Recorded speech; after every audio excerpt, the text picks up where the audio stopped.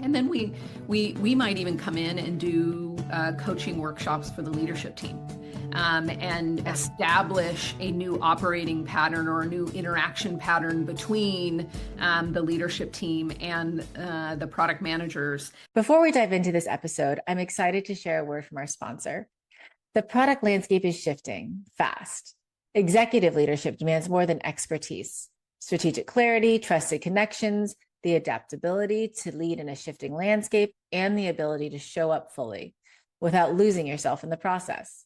That's why Women in Product and Athena Alliance created Executive Edge, a high-impact program for executive women in product designed to build the skills, network, and confidence to lead as C-suite executives, founders, and industry shapers. Learn more and apply at womenpm.org/programs. Let's lead what's next together. I'm excited to welcome Vidya Dinamani and Heather Samarin today. They are the co-founders of Product Rebels. Welcome to the podcast. Thanks, Thank Casey. you.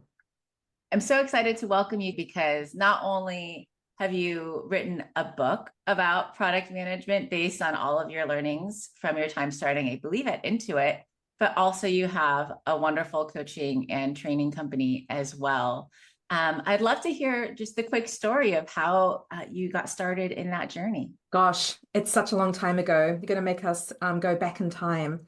So Heather and I have known each other forever. We were into it for over a decade, working, we met. That's where we met. And then we went on our separate paths, both in different product leader. Heather was doing marketing leading. I was doing some innovation and product leadership. And we kept in touch and we kept sharing stories of the type of teams we were hiring, the type of work we were doing. And we kept going back to some really important lessons that we had learnt and we had worked on at Intuit. We kept going back to this power of customer-driven product management. And I didn't know it at the time when I was at Intuit, how unique that was and how special the training and the leadership training, the innovation training, and the true customer focus that was part of the DNA of everyone who worked there. And so she and I just kept swapping notes. Then we had this opportunity to do a workshop. And then a friend of mine reached out and said, would you consider coming out and training my team? Because we don't know how to do product management. We're a marketing team. We want to get an application. We're going straight to a mobile application. But I really need them to understand how to do product management. And so Heather and I got together and we were both working at the time, but we said, yes, this is something we really love to do. And we hopped on a plane and we coached a team for a week. And that was the beginning of where Product Rebels was born. I don't know how you remember it, Heather, but that's how I remember it. No, very much so. And I would just add that through the years when Vidya and I would get together and chat about what's going on and, commiseration in some of the challenges we were having in building product teams. And we just kept seeing the same challenges over and over again. And the length of time it took for a new product person to really get entrenched in customer-driven decision-making and this sort of customer-driven innovation.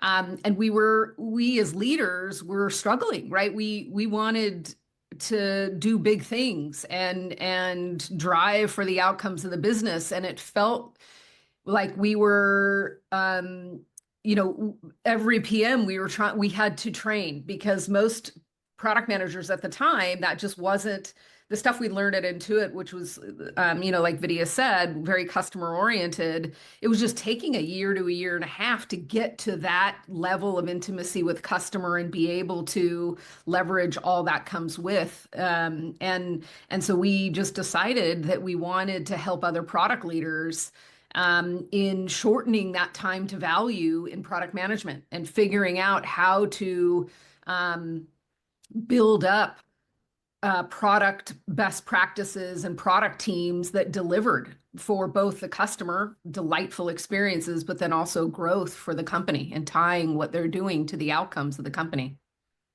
That's really powerful. I feel like I'm thinking about Intuit, and the what's the Follow Me Home, right? Is something that, if I recall, originated there. And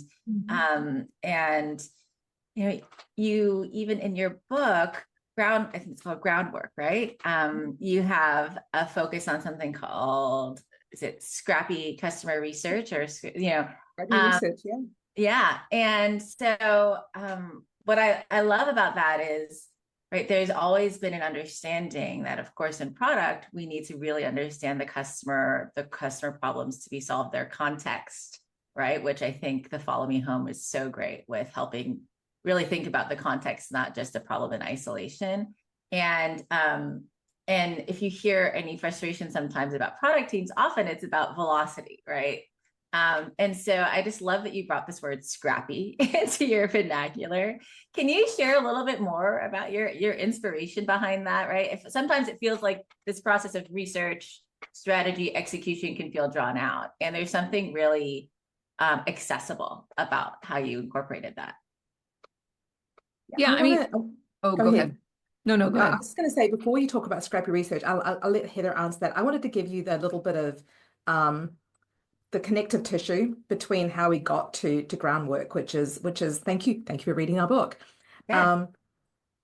When we first started our coaching, we coached across entire product management. We did all of it because we were very eager to help. And as Heather said, how do you get to that value? How do you get teams be more effective faster? So we thought, okay, what we're going to do is help them with this sort of soup to nuts of product management. And the more we did this, and this is over iteration, lots of learning, lots of working with teams and product leaders, we found that it was really the foundation that we needed to focus on. And the foundational pieces, one of the core pieces of that is how to learn fast. And so we took the entire product management, which I would say would be closer to training than coaching, and we turn it into a very specific focus on what are the core pieces? How do you establish that core of being a great product manager first? Because the other stuff you can be trained on, you can learn. But that core, if you don't have that established and that deeply rooted in how you think, how you act, what you do, how you speak, then nothing else actually matters. And that's where Groundwork came from. So that we only focus on the foundation, the core. So I just wanted to kind of connect the dots between where we started and where we're focused now. And then I'll turn it over to Heather to actually talk about Scrappy research. Yeah, and I was basically going to say something very similar, which is Scrappy research is fueling everything else as a product manager. I could talk a little bit about the concept of Scrappy research, and it being the fuel for everything else. It's a way to learn quickly, right? It's a way to learn. Most of the time when we hear from product teams, it's like, oh yeah, we do research. We do these annual statistically valid sample size event driven research.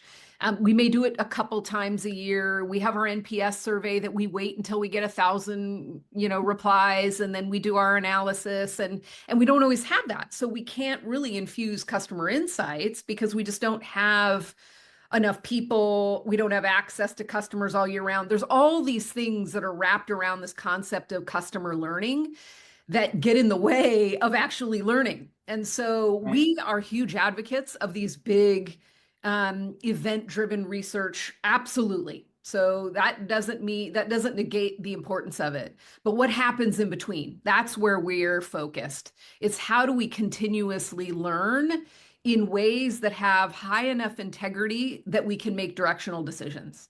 And that is what Scrappy research is about. It's about learning from small samples on an ongoing basis, setting yourselves up for a scalable way to get access to customers, a really disciplined way about how to ask questions, what kinds of questions to ask, how to structure concept tests so that you can learn from very small samples and trust the results to make decisions.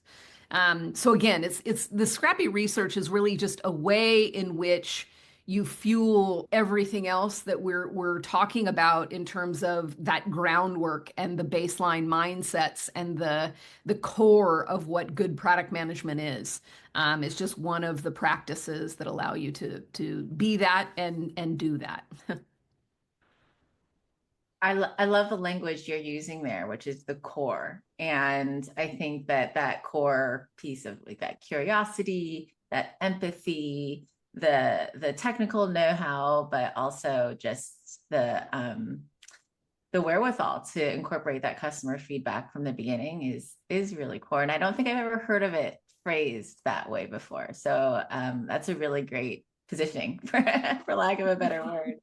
Yeah, we're not tied to the way in which you do it, right? What we're Right. tied to is if you've got small sample, what are the practices that you need to ensure that the results of that research, whether it be observational sessions, interviews, you name it, usability sessions, there's some discipline around that to make the most of your learning. Right. So can you share a little bit more about the types of companies that and or individuals that you work with and what you observe their needs are really in terms of training and coaching?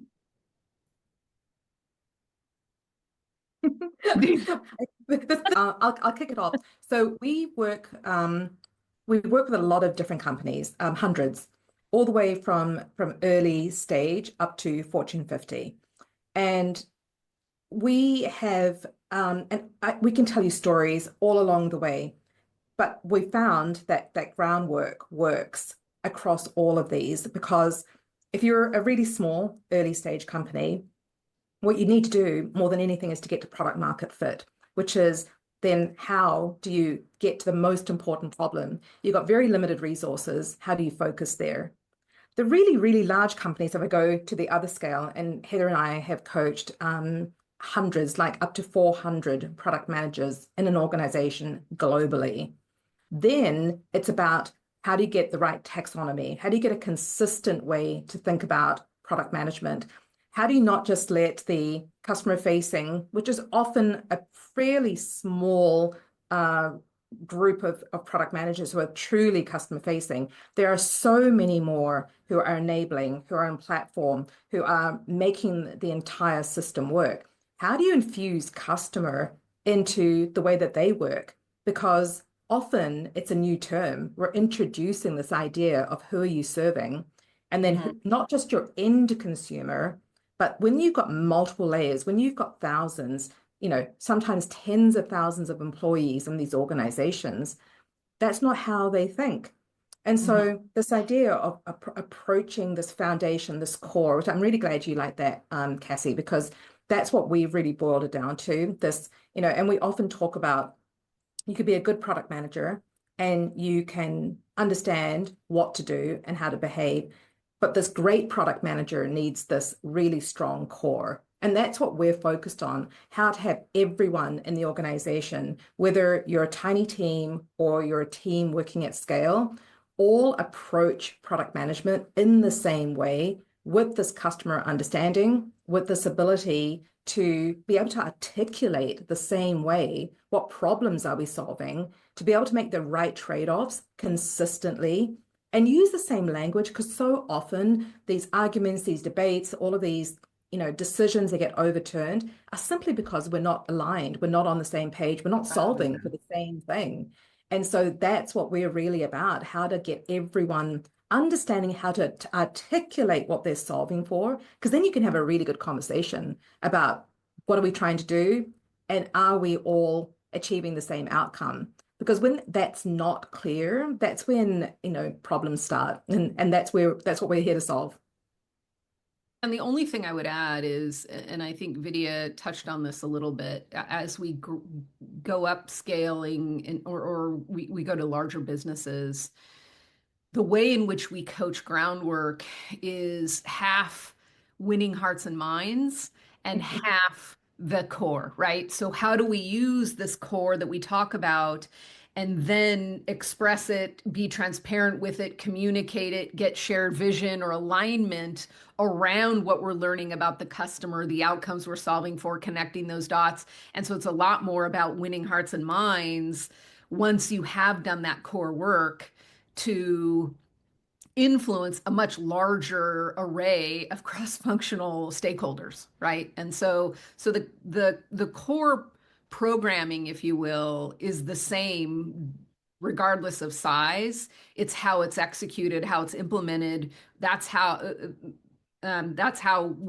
where we come in, right? Is figuring how to tweak these in a way that works in a much larger organization. What are the added things you need to establish to win hearts and minds versus in sort of the startups, it's about how do you do this with zero data, right? So just a slightly different way of coaching, but it's the same at its core. When you say win hearts and minds, can you maybe illustrate that a little bit? Like, what are the vantage points that different stakeholders might be coming from where you're trying to really build a bridge for them to come to this perspective or empathize with this point of view? Yeah, one of the challenges in really large organizations is you product managers have to influence multiple functional teams to actually get something over the finish line. And with that, and most of these folks don't report to you, right? That's Right. one of the special things about product management is that you are influencing much of the organization and most people don't report to you. And that's almost this unique aspect of product management, which makes it interesting, but also super challenging. And so when we think about winning hearts and minds, um, we are trying to get alignment on some pretty tough decisions among people that have differing priorities, have differing challenges, have differing tenures in the company or with the customer or with the technology. And so we have to treat each of our stakeholders, our leaders that we're influencing as human beings and understanding the challenges they're facing, understanding the budget constraints they might have, understanding the different pressures that they have as we are trying to get them to commit to efforts, right? Different functional or product efforts. And Mhm. so it's not just about this logic of this is the right thing to do, this is going to cost us this much money, when can you do it? It's let's talk about the customer, let's be transparent, tell stories about what we're learning about the customer, right? Storytelling gets everyone involved in this empathy for the customer. It's about in light of the challenges your stakeholders are facing, how might we work together to address the challenges you have that are inhibiting you from jumping on board and committing to this project, right? There's just a lot of different human factors that product managers need to be good at in order to make change and to drive results. And they can't do that without that human aspect. And winning hearts and minds is the only way we can describe it because it's not just about writing requirements and having everyone else take orders and doing the work. Right. I had this, just to bring this to life, I had a pretty senior product leader. I was talking to her last week, and she was saying, look, I'm just so tired of talking about this. They're sick and tired of hearing from me. Like, should I be doing this? Should I be talking about the vision? Should I be talking about this every single time? And because one of the ways that we say you've got to tell these stories is that you've got to keep repeating them. You've got to talk about where we're going. You've got to talk about the vision. You have to talk about the latest customer research. And she was saying, like, do I keep doing this? Because she felt uncomfortable and wanting to, what she actually phrased it as sort of wasting time instead of getting to the work, instead of like, what are we doing? How are we doing this? And it's like, no, in fact, you think people aren't listening or you think people aren't, responding. But when they hear these stories, and you've got to keep going, you've got to be, this has got to be a habit that you form. And we say, always start with where you're heading, what's the outcome? Always start every presentation, every time you're with the team, remind them, because it's up to you to show the excitement, to show that passion, to show where you're going, and then share those customer stories. and it will make a difference. And so sometimes, you just need a little boost because I think all of us, when we're in the field and we're like, am I a broken record? Am I just talking to the void? And it's like, no, people are listening, but it takes 5, 7, 9 times for something to register. So we say, you keep going and you've got to be sick of your own voice, but you have got to express it with enthusiasm. It's the first time you are carrying that customer flag. If you're not enthusiastic and you're not telling that story, who is? There's no one else there to do that. So that's a part of winning heart and minds that is just as important as the actual work you do. Yeah, I just want to add one more thing, just because I think that is so important, right? It can be as simple as bringing in a video of your latest observational session, right? It can be as simple as inviting your engineering lead to your next interview just to sit and listen. It's exposing them and bringing that passion for the customer problem, the market problem, whatever that might be, and providing ways in which the others in the organization can share in the same experience, share in the same, again, building that empathy because you are the holder of the customer flag. And so there's some simple ways to get people exposed to what you're seeing and get them as excited about the problem as you are. You can see we're passionate about this. I love it. I mean, you're right. Like product leaders need to be the champion for the customer and their needs. And when you can do that with energy, even if it's consistent, that energy percolates throughout the organization, right? And so, wow, I do love the winning hearts and minds piece of it. Can be tricky, right? Depending on your stakeholder vantage point. So perhaps you could share a little bit more about training versus coaching. So I think we were talking about that a little bit earlier, and it'd be great to hear how you think of the two of them and what problems you're solving within an organization, right? With those. Yeah, and they both have their place. We're not here to say one is better than the other. They both are applicable for the right environment. So for us, training is learning a skill. You go out, you get trained to writing user stories. That's a skill. You've got to figure that out. Being able to, I would say, even put a roadmap together. There are ways, there's tools, you can get trained on those. Coaching is the ability to sit with a team or a person and to go on the journey with them.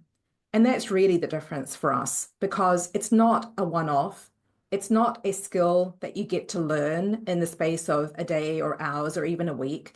It's one of those things that you have to practice and you have to get feedback, and you will, take 2 steps forward and then you might take a step back. And what coaching does is it meets the person where they are. It meets the team where they are. It understands the culture. It understands the environment. It understands the team, the politics, the dynamics, everything that's going on. And it helps that person, that team, be successful. And so we come in and we're not a wholesale, you shalt do anything.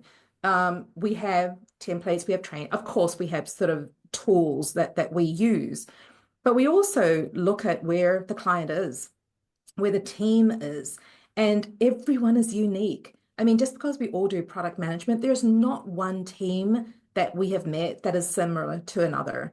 Every single one has some different challenges.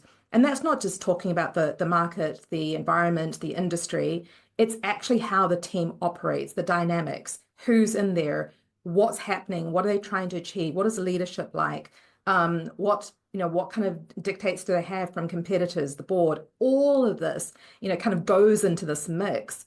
And as a coaches, we have to understand all of those dynamics. And then we have to help the team take a step forward. So what we have is tools and techniques, of course, but it's applying them and it's understanding how to apply them. And we're not always going to have the right answer. We're going to try some things. We're going to iterate. We're going to see how they land.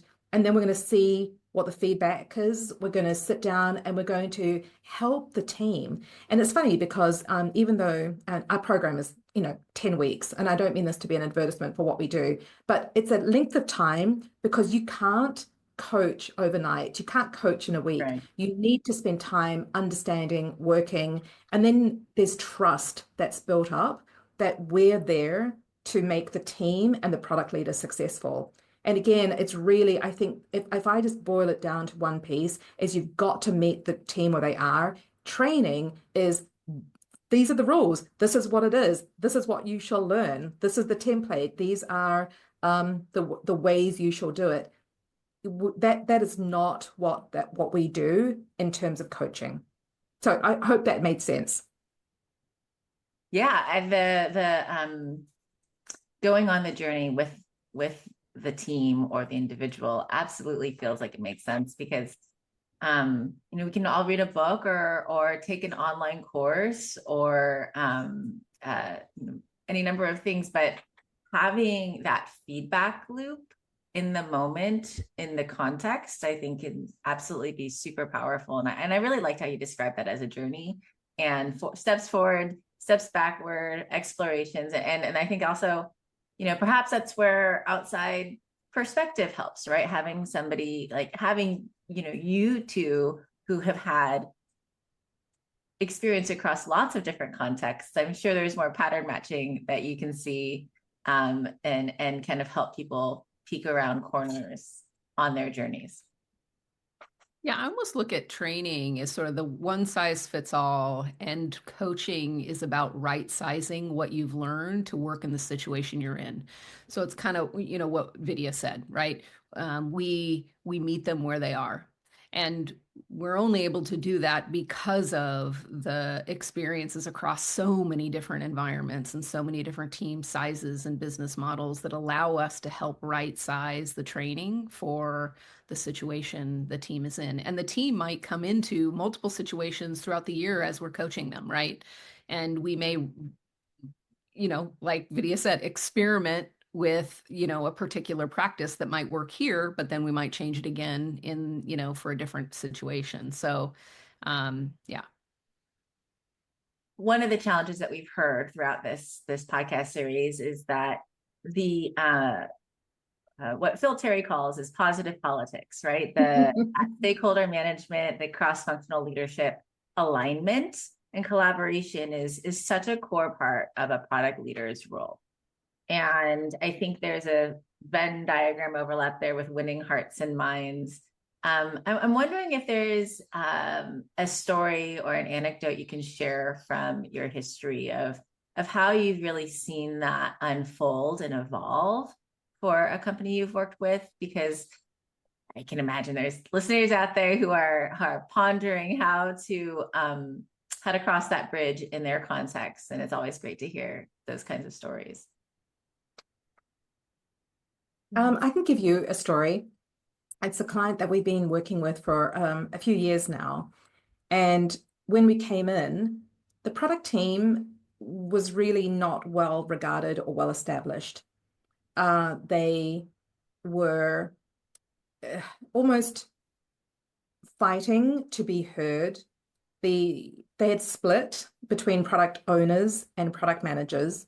The product owners reported into the engineering team, and the product managers were they were not really sort of either held in regard with the business. And the technology team was sort of moving really fast and doing whatever they wanted. So they're trying to establish themselves. And so this idea of, and not that we did the positive politics exercise, which I think is a wonderful thing to do. And it's really, we have something similar that we do for stakeholder mapping. But the ability to understand where each of these constituents came from. So we had worked with them to understand what was driving engineering, driving the CTO, driving the business leaders, the marketing. They had several different GMs across the business. And what we wanted to do, because they were struggling with their decisions being overturned every quarter, they didn't really have a forum for this group of people to meet. And so we helped them establish, which I know is people that have different sort of points of view and it's a bit controversial, but a product advisory board, which we are still very much in the right context. It can be a really powerful a way to bring people together and to take charge of this is what we're seeing and we need your feedback. This is the forum. And to be able to, on a not just a quarterly basis, but on a regular basis, be able to bring people together and talk about what they were looking for. Mm-hmm. And just putting some of those into like meetings in place, operating mechanisms place, some of the artifacts, but then behind the scenes, having those personal relationships, because they were just once a quarter, they'd come in, they'd be blindsided by these decisions, and then they would disappear and do all of this work. And I know it sounds really simple, but I think sometimes when you come in from the outside and you pull back as a coach and you look at the big picture, you can point out some dynamics, you can point out some best practices. And that's what we started. We tried. We talked about experimenting. We said, why don't we get together once a month? Now, the first 2, 3 months, the meeting was a bit of a shambles. We'll be honest. It was tough. It was herding cats. But then the work in between to align, helping understand the politics between each of those different leaders, forming those relationships, establishing credibility. Fast forward, and we've been with them for a few years now, there is a consistent operating mechanism. They are now established as the product leaders. They dictate what's going to happen with the input that everyone feels ownership around this. Now, I'll tell you, it took about sort of 18 months to get to there. It wasn't overnight, and there was lots of going back and forth. But for us, it's such a huge success story. The product leader, she got promoted. She's in a really good position. She's got a strong team, and we're just incredibly proud of that group. That's a great story. It's so good to hear. And even right when I think sometimes when we're trying to implement a new process, especially with that kind of stakeholder to hear, it took a few tries to get it right. It wasn't magical on day one. And just being able to persevere and to continue through the process. That's really helpful. Hopefully encouragement for anybody listening that's trying to do something that's similar. Also really great to hear, well, I don't know if great's the right word, but helpful to hear, right? 18 months, right? You're talking about a real transformation of an organization. And it's not just about learning a skill, but it's really shifting behaviors at an organizational level. Dare I say the word transformation, right? So is that something that you commonly observe with your clients, or does it differ based on stage of company? How can we kind of think about these timelines a little bit? Yeah, it's a really good question. I think the way we approach this is not just with process, right? We don't think of just let's implement these best practices and people will come, right? What we think about are mindsets. What we think about is how does the leadership team interact with the product management team? We think about how are we infusing customer into the organization, and as well as the practices that we are working on. So we try to come at it from a comprehensive view, right? And so what hinders the ability to move quickly in these transformations is when all of those are not operating together. And so we'll usually come in and diagnose an organization. How does the leadership team feel about customer centricity? How are decisions made? What are the interaction patterns between the product management team and the leadership team? What are some of the common mindsets? So we try to understand the situation before walking in so that the coaches are fully, well versed in some of the challenges they may have. And then we might even come in and do coaching workshops for the leadership team, and establish a new operating pattern or a new interaction pattern between the leadership team and the product managers. That includes sales, right? Because oftentimes sales leadership comes to the product management team saying, look, I just heard this in a conversation. This has to be done. Let's get it on the roadmap. And so that continues, right? Sometimes from the CEO all the way down, and the product management team are sort of the catcher's mitt of great ideas, and trying to fit everything in. Whereas that dynamic should be balanced. And so that takes different ways to interact with each other as a leadership team and a product management team, to allow them to do their stuff, right? Allow them to be customer centric. And it's in the way we ask questions of the product managers. It's in the way we require them to operate with the leadership team in a different way. It might be, okay, we want to hear the latest problems discovered in the market on a quarterly basis, right? As opposed to, hey, I have this feature, right? The more that we reinforce that interaction pattern, I have this feature, I want it to be into the road. How do you get it into the roadmap? Then you're sort of exacerbating the problem, and the transformation takes way longer, right? So what we're trying to do is diagnose all of these different inputs into transformation, and diagnose and find root causes, and then address those in the program that we come to the team with.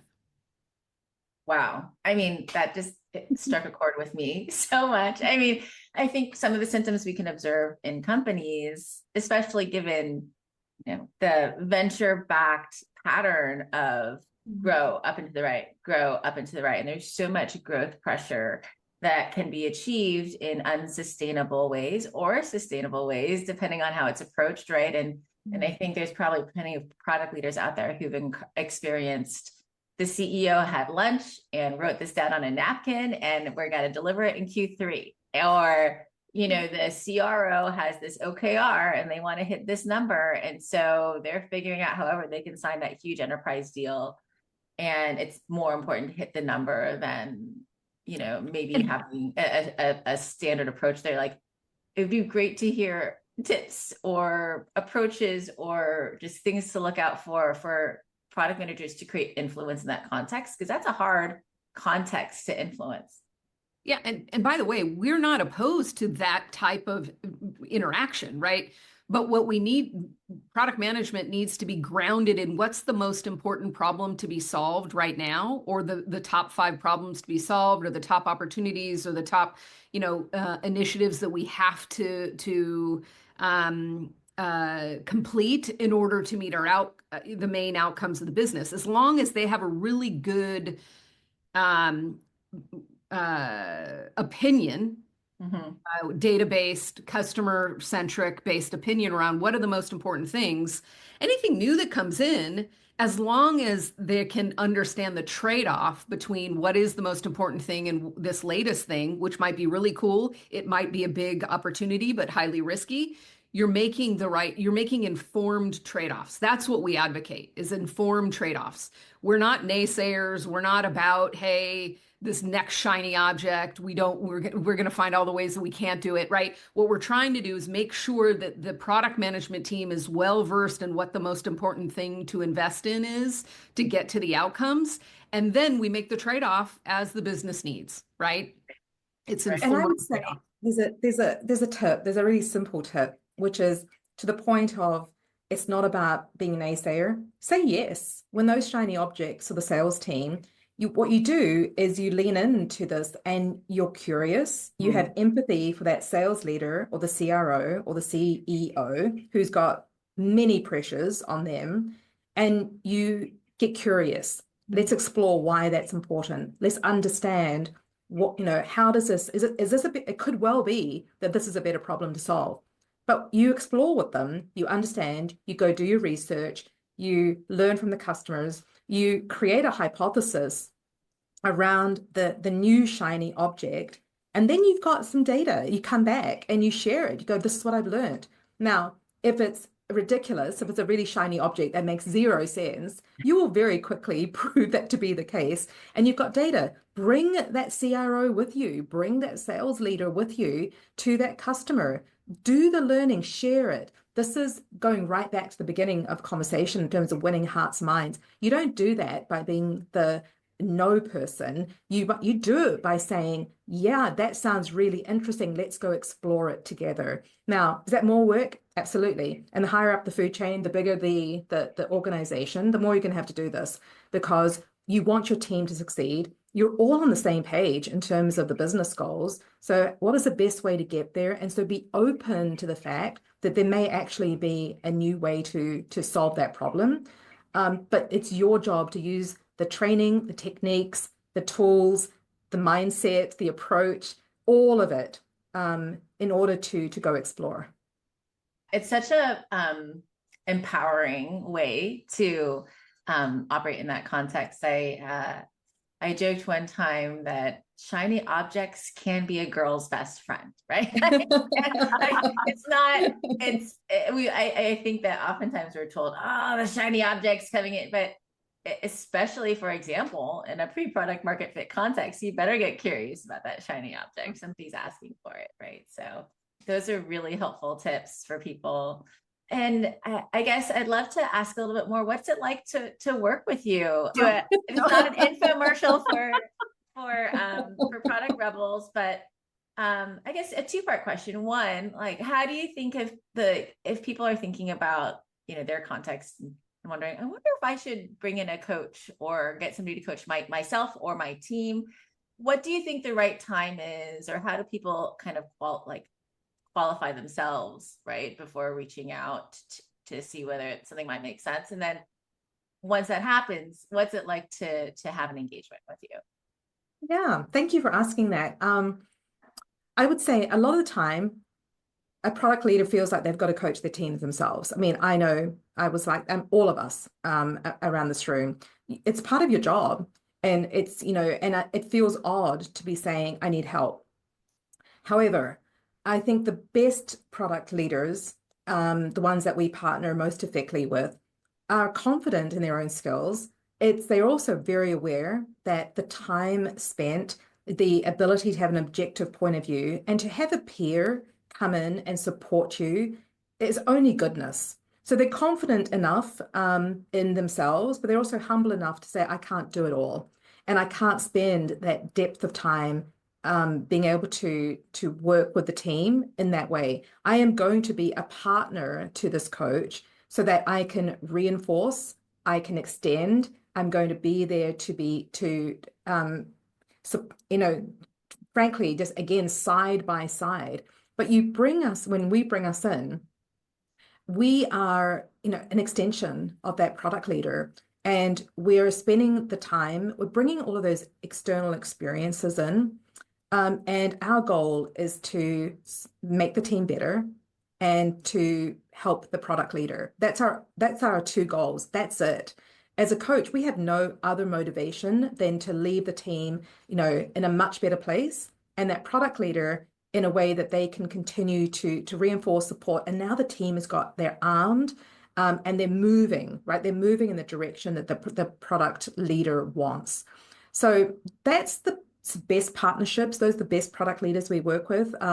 They just are really so open and so humble. And they're also excellent product leaders in themselves because they understand that this is the depth of coaching and the core that needs to be established in their teams. Mm-hmm. So that's who we partner best with. Heather. Yeah, I think that's right on. If I'm sort of thinking about there's some diagnosis that happens, right? There's, oh my gosh, we're not growing fast enough. Man, we're not innovative enough. Or, I've got this directive from my, the CEO that says, okay, product team, like you need to, what are the next 5 big ideas? Or, there's some diagnosis happening, or there's some challenges going on in the business that lead this CPO or this a product leader to say, yeah, you know what, is my team going to get us there, right? And what can I do to help bolster my team with best practices? Or it might be a mindset issue, and what kind of partner do I need to help me do this? So, but there's usually some common challenges that Vidya and I see when they come to us, which is usually, slow to no growth. Innovation there really is no innovation. There's audacious goals coming up in the next year, and there's a little concern that I'm not sure if this team, my team can get me there. Oftentimes we have new leaders coming to us, right? They've done their initial review of the team and saying, I think we need some help, and we'll usually get some new leaders coming in saying, I just need, I need to build the team skill set and mindsets that are required for me for us to actually perform. So Yeah, and I think the new leader is right on. Someone who's just joined an organization 3 to 6 months, and they've got a pretty big plan that they've got to hit. And so they've got an enormous amount of work and coaching the team as well is when they ask for help. The other one is when a team is pretty well established, but there's business challenges that Heather talked about. So those are probably the two areas that we find ourselves, most of our clients fall into those two buckets: new leader, a new team, or very established, but there's new business challenges that require the team to operate differently than they have. And these days, over the last 12, 18 months, I'll give you two more, which is one, there's been a reduction in the product managers. So the product managers you have need to be working differently. They need to be much more effective. It's been kind of tough out there in terms of like lots and lots of, we could talk about this for the next hour in terms of some of the headwinds that product management has had. And then AI over the last, I'd say 8-12 months, it's that core is not going to be replaced by AI. You're going to have tools, you're going to be able to build faster, you're going to be able to leverage all of this technology. Right. But the way to think, the way to ask questions, the way to connect to the customer, those are the skills that are more important than ever. And so we see sort of the foundational work and the groundwork that's needed for teams, to establish that thinking is what you absolutely need to succeed going forward. In the face of people can build really fast, you can build anything. And now we're in the hands of, gosh, I think there's going to be so many more bad products out there because they're just like, it's so easy to do it. Oh and my so God. every idea can turn into a product. And it's like, no, that is not what we want. I think it's going to be overwhelming. And I think it's for us as product managers, product leaders, I think it's a call to action to say, let's actually refocus on what we do that's so important to be able to leverage all this amazing technology that's coming up.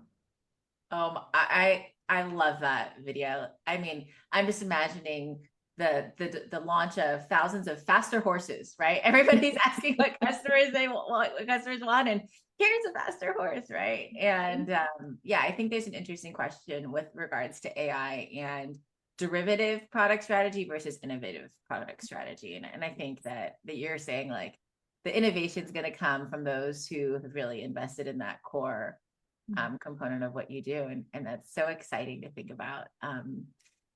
Definitely live in a dynamic time, but there's so much potential. And I think it's really wonderful how you're helping all these product managers grow and learn in their career in order to build great products. So thanks so much to you both for your time. I really appreciate it. Thank you. Oh, this was so much fun. Thank you, Cassie. Thank you. Bye.